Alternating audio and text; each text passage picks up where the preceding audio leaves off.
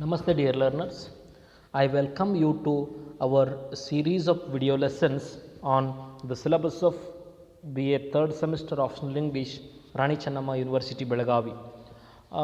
In our previous video session, we have discussed introductory notes about the poet P.B. Shelly and to his poem To a Skylark. Today we will discuss a poem To a Skylark thoroughly. Hail to thee, blithe spirit, bird thou never wert, that from heaven or near it pourest thy full heart in profuse strains of unpremeditated art. In the first stanza of the poem, the poet is describing the bird Skylark. He says, "Hail to thee, blithe spirit." You seems to be a spirit. You may be bird, but you have come from heaven or from a near place of heaven.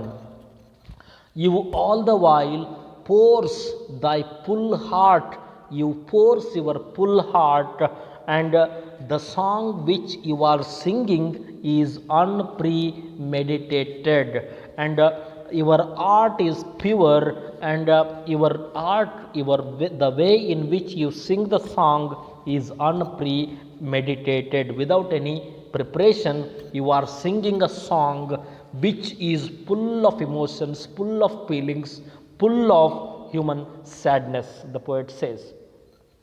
Higher, still and higher, you are flying high above the sky. You are flying higher and higher in the sky. From the earth thou springest. You just like goes into the sky like a spring from the earth, like a cloud of fire. You are like a cloud of fire. You are not. You do not seems to be a simple bird. You seems to be a cloud of fire. The blue deep thou wingest. You have blue wings, and singing still dost soar, and soaring ever singest. You are flying and singing and flying. You go on flying and singing. You go on singing, flying and singing. You do both the things at the same time. In the golden lightning of the sunken sun, the sun is about to sink, the sun is about to set, and in the golden light of the evening, you are glittering. Your song is heard through the evening sunlight, over which clouds are brightening. Thou dost float and run. Above you, the clouds are seems to be brightening because of the golden light of the sun in the evening, and you are floating and running. You are floating and running like an unbodied joy whose race is just begun. You seems to be not having a body like we the human beings, but the spirit, but the song, but the imagination which you sends forth seems to be just like a race that is begun just now. The pale purple even melts around thy flight. The paleness of the sky melts around thy flight. By seeing to your plight, the purple patch of the human beings, the sadness in human hearts will melt away. Like a star of heaven, you seems to be like the star on the sky in the broad daylight. You are a star in the broad daylight. Thou art unseen, but yet I hear thy shrill delight. I may not be able to see you physically, but I can hear your voice, but I can hear your song, your beautiful, your delightful song. Keen as are the arrows of that silver spear. Your voice is very clear, very keen as the edge of a sorrow, that are made from silver, whose intense lamp narrows in the white dawn clear until we hardly see, we feel that it is there. Even though you hide yourself behind the clouds, we can hear your sound. Even when it is dark, we can hear your song, we can listen to your beautiful song. The poet says, all the earth and air with thy voice is loud. Entire earth is filled with your voice. All the earth, all the three spheres of the world, underground, the earth, and the sky, are full of your loud sound. As when night is bare from one lonely cloud, the mom rains out her beams and heaven is overflowed. And when there is stillness, when there is silence in the night, we are able to hear your beautiful song. And he says, the moon rains, the moon is raining her light towards the earth, and the heaven, the earth, and the underground are full of your beautiful song. Wherever we go, we hear your song, the poet says to the bird. What thou art we know not. We do not know what you are really. We do not know whether you are a spirit, whether you are a bird, whether you are an angel.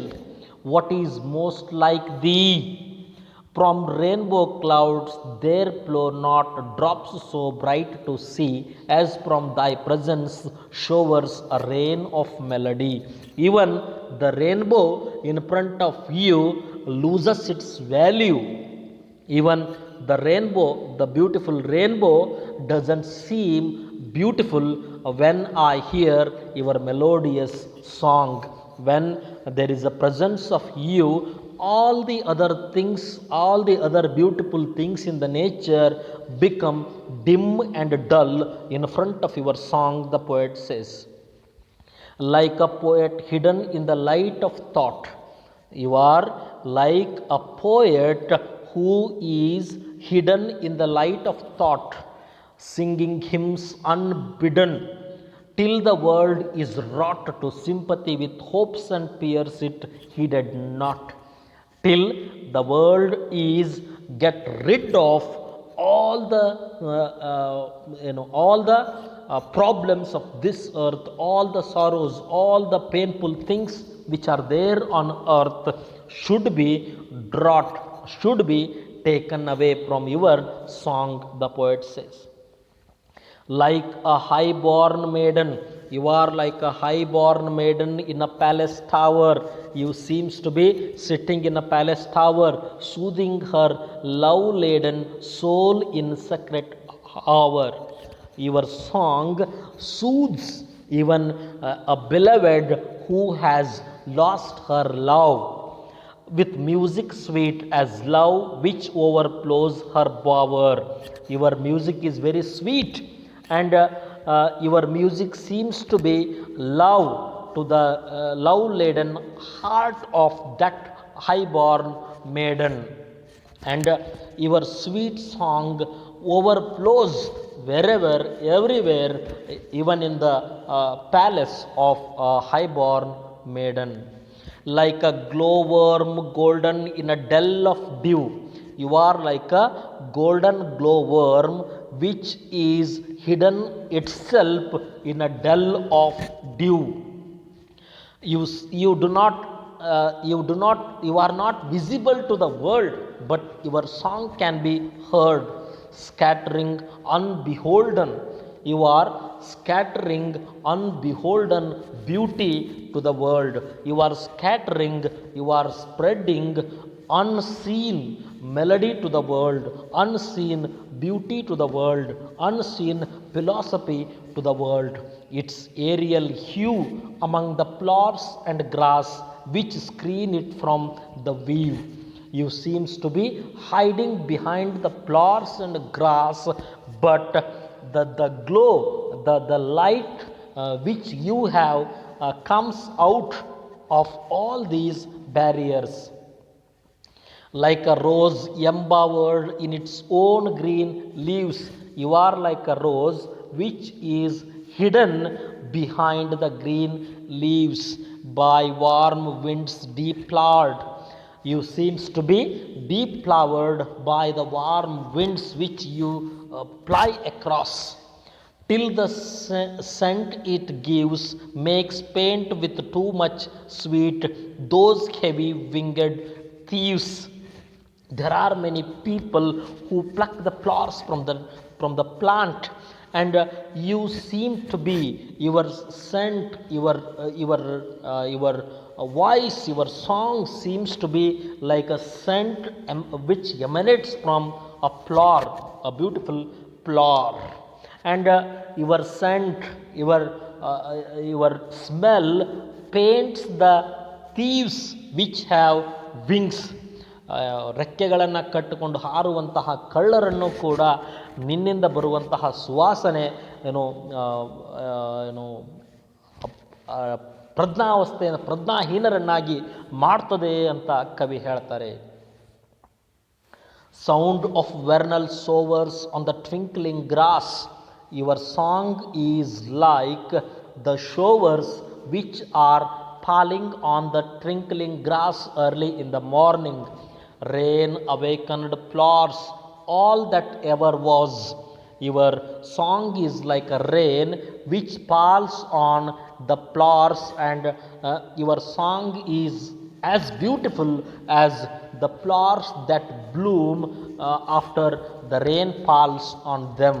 Joyous and clear. Your song is very joyful and it is very clear, it is very fresh. Thy music doth surpass. Your song surpasses all the beautiful things on this earth, the poet says. Teach us, spirit or bird. He requests the bird, or it may be a bird or a spirit, he requests that to teach human beings on earth. What to teach? What sweet thoughts are thine. I want to learn what sweet thoughts you are passing through the generations, what sweet thoughts you are passing to the human beings. I have never heard such beautiful thoughts, such sweet thoughts in my life. Praise of love or wine, whether you are praising the love or wine, that panted forth a flood of rapture so divine. The rapture, the continuation, the spontaneity which is there in your poem, which is there in your song, is so divine that we the mortal beings cannot understand. Choral hymnal, he says, your song seems to be a chorus or triumphal chant. Your song seems to be a triumphal song, matched with thine would be all but an empty want. He says, we cannot match anything with your song. We are not able to, we the human beings will not be able to make a comparative study of your song.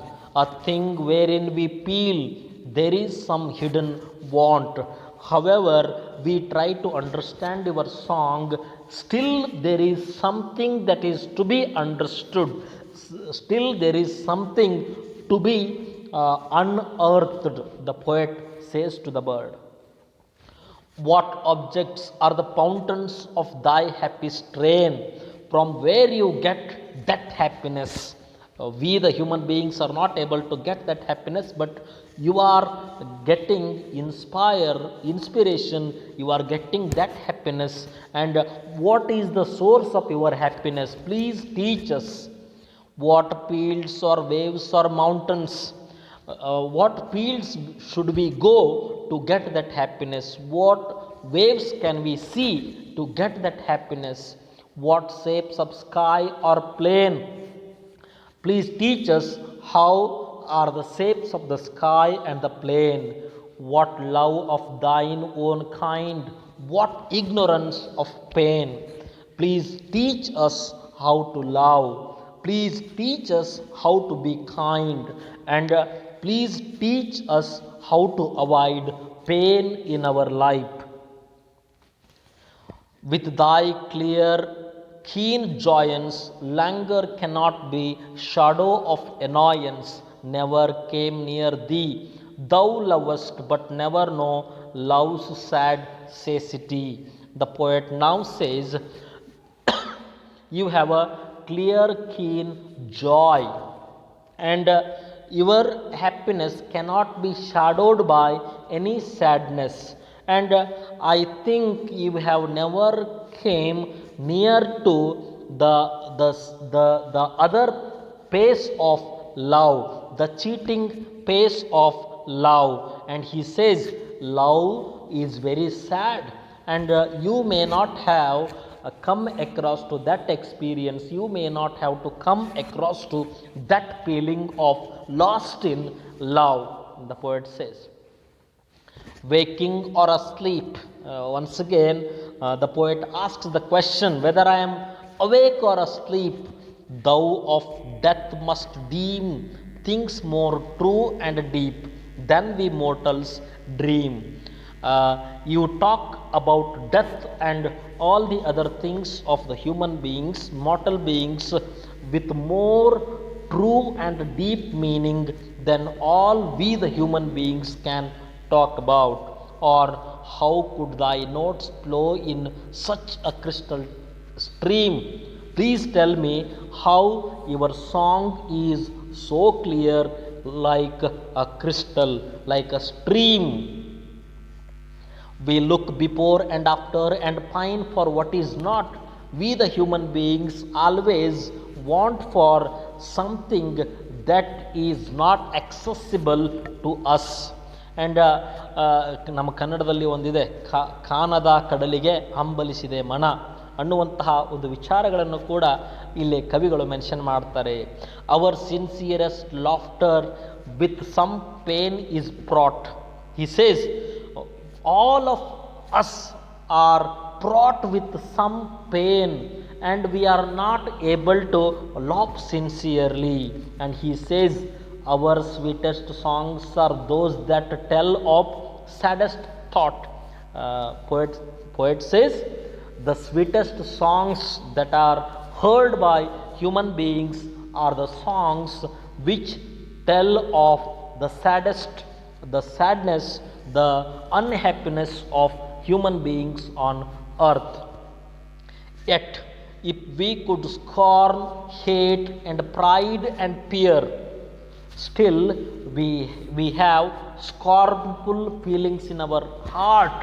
We hate each other. We are jealous of our pride. We have lot of fear about the world. I want to said all these things. Please teach me how to get rid of all these things.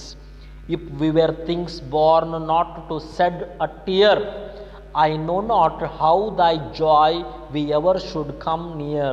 He says, in our life we all the time shed tears, and I know not, I am not able to understand how can we come near to the joy, to the happiness you enjoy in your life. Better than all measures of delightful sound, your song is better than all the songs of this earth. Better than all treasures, your happiness, your joyness is better than all the treasures which we accumulate in our life. And he says your song is your song cannot be searched in any books. The happiness, the joyness cannot be found in any book written by human beings. Thy skill to poet were those corner of the ground. He says you have a poetical skill which cannot be understood by anybody on this earth.